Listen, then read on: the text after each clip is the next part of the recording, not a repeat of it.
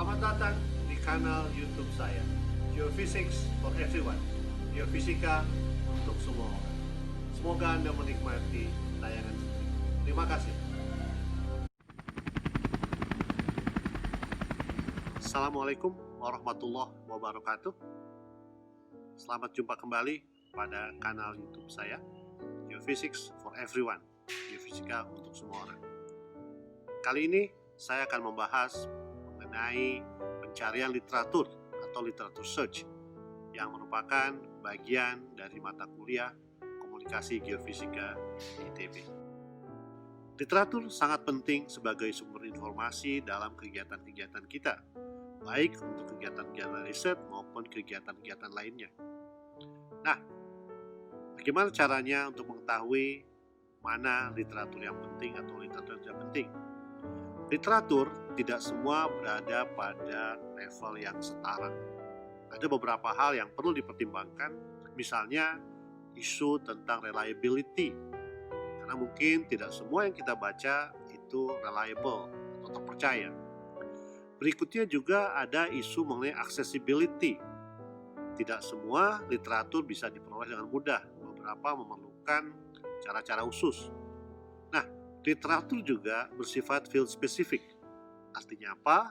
Artinya bentuk literatur pada satu bidang keilmuan bisa berbeda dengan literatur dalam bidang keilmuan yang lain. Ada beberapa literatur yang mungkin spesifik untuk bidang tertentu. Nah, dalam bidang geofisika ada sejumlah literatur yang biasanya kita bisa golongkan pada yang pertama adalah artikel pada jurnal ilmiah.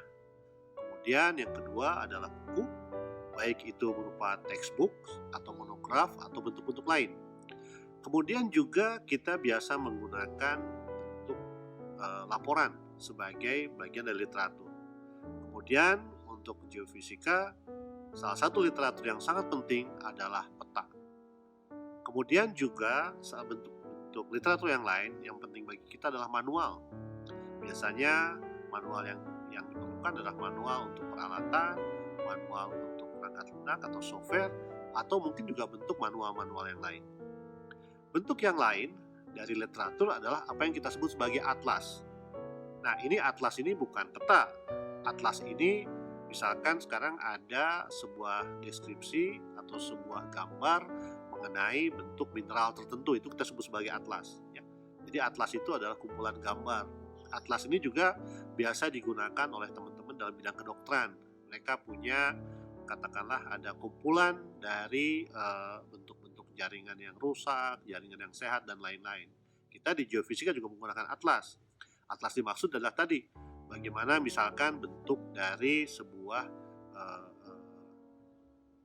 sayatan tipis untuk mineral tertentu, misalnya. Itu yang kita sebut sebagai atlas. Bentuk lain dari literatur yang biasa kita gunakan adalah tulisan populer, baik di majalah, koran, maupun sejenisnya. Kemudian salah satu bentuk literatur lain yang juga kita gunakan adalah posting di internet. Ya, jadi mungkin ada satu website yang menyampaikan data, informasi, itu juga bisa kita gunakan sebagai literatur. Nah, isu berikutnya adalah mengenai kecukupan literatur.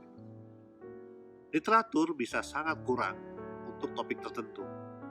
Tapi untuk bidang yang lain atau topik yang lain, literatur bisa sangat berlebih. Sehingga sebagai seorang geofisicist, kita harus memiliki kemampuan untuk memilah dan memilih literatur yang relevan. Kemudian juga karena literatur yang kita miliki atau yang kita kumpulkan juga banyak, salah satu skill yang harus dimiliki oleh para geofisicist adalah bagaimana mendokumentasikan literatur tersebut. Bagaimana Anda mengumpulkan dan mensortir atau menyimpan file-file yang Anda perlukan untuk literatur tersebut. Itu adalah salah satu kecakapan yang harus dimiliki oleh seorang geofisicist. Nah, tadi saya berbicara mengenai artikel pada jurnal ilmiah. Mengapa ini saya tekankan secara khusus? Karena artikel pada jurnal ilmiah dianggap sebagai sumber literatur yang paling meyakinkan.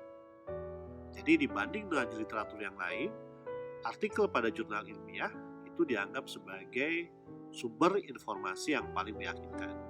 Salah satu alasannya adalah jurnal ilmiah itu terbit secara menerus. Dari waktu ke waktu ada jurnal ilmiah yang baru. Dan artikel pada jurnal ilmiah biasanya melalui proses reviewing yang sangat ketat.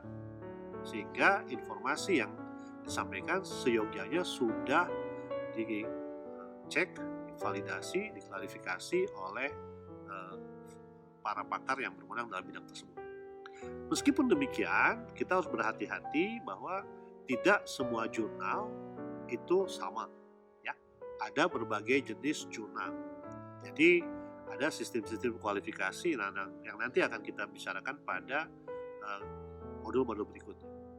Kemudian juga tidak semua artikel meskipun pada jurnal yang sama mempunyai kesetaraan. Ya, beberapa artikel bersifat apa yang kita sebut sebagai original research, hasil penelitian yang umum, yang lengkap begitu. Beberapa artikel ini bersifat review, jadi dia tidak menyatakan sebuah hasil penelitian, tapi merangkum isu-isu, merangkum hal-hal yang terkini dalam bidang itu, yang kita sebut sebagai artikel yang sifatnya review. Beberapa artikel itu sifatnya letters, jadi dia akan diterbitkan secara sangat singkat dengan mungkin panjang yang tidak sepanjang yang lain. Oke, nah nanti kita lihat juga bahwa sebagian artikel ini bersifat apa yang kita sebut sebagai open access, bisa diakses oleh siapapun. Tapi sebagian lagi itu artikelnya tidak bisa diakses oleh sembarang orang, harus melalui proses tertentu. Kemudian nanti pada modul berikutnya kita akan belajar bagaimana kita mencari artikel ilmiah secara sistematis dengan menggunakan sistem pencari atau mesin pencari. Salah satunya adalah Scopus. Nah, khusus untuk mahasiswa yang mengambil mata kuliah komunikasi geofisika di ITB, tugas Anda adalah Anda diminta untuk mencari artikel-artikel ilmiah yang terkini dalam bidang Anda. Oke, terima kasih atas perhatiannya. Pada modul berikutnya kita akan belajar bagaimana mencari artikel melalui Scopus. Terima kasih. Assalamualaikum warahmatullahi wabarakatuh. Thank you for watching. Terima kasih telah menyaksikan. Sampai ketemu pada kesempatan berikutnya. Mudah-mudahan Anda mendapatkan manfaat. Terima kasih dan jangan lupa like dan subscribe. Terima kasih.